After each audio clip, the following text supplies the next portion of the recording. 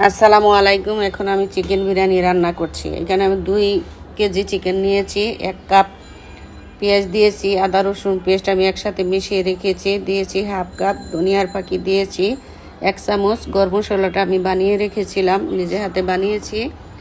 ওই গরম মশলার ফাঁকি দিয়েছি 1 চামচ, তেল দিয়েছি হাফ কাপ, লবণ দিয়েছি স্বাদ মতো।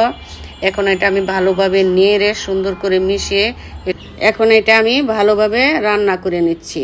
রান্না করার পর টক দই দিয়েছি, কাঁচামরিচ দিয়েছি 4-5টা। এটা আমি কাঁচামরিচ, এই চিকেন বিরিয়ানিটা আমি সাদা রান্না করব, সেই জন্য কাঁচামরিচ দিয়ে এটা আমি রান্না করছি। এখন আমার চিকেনটা রান্না হয়ে গেছে, তুলে নিয়েছি।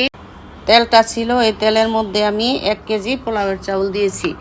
এটা ভালোভাবে নেড়ে মাংসটা পরে যখন আমার পোলাওটা হয়ে গেছে, আমি মাংসটা দেখুন উপরে দিয়ে দিয়েছি। এখন এটা আমি ভালোভাবে মিশিয়ে দিব। মিশিয়ে দিয়ে একটু আমি দমে বসায় রাখবো। আমার দমে বসায় রাখলে আমার চিকেন বিরিয়ানিটা হয়ে যাবে। আমি লাস্টে কাঁচামরিচও দিয়েছি। আমার চিকেন বিরিয়ানিটা রান্না হয়ে গেছে। সবাই বলবেন কেমন হয়েছে।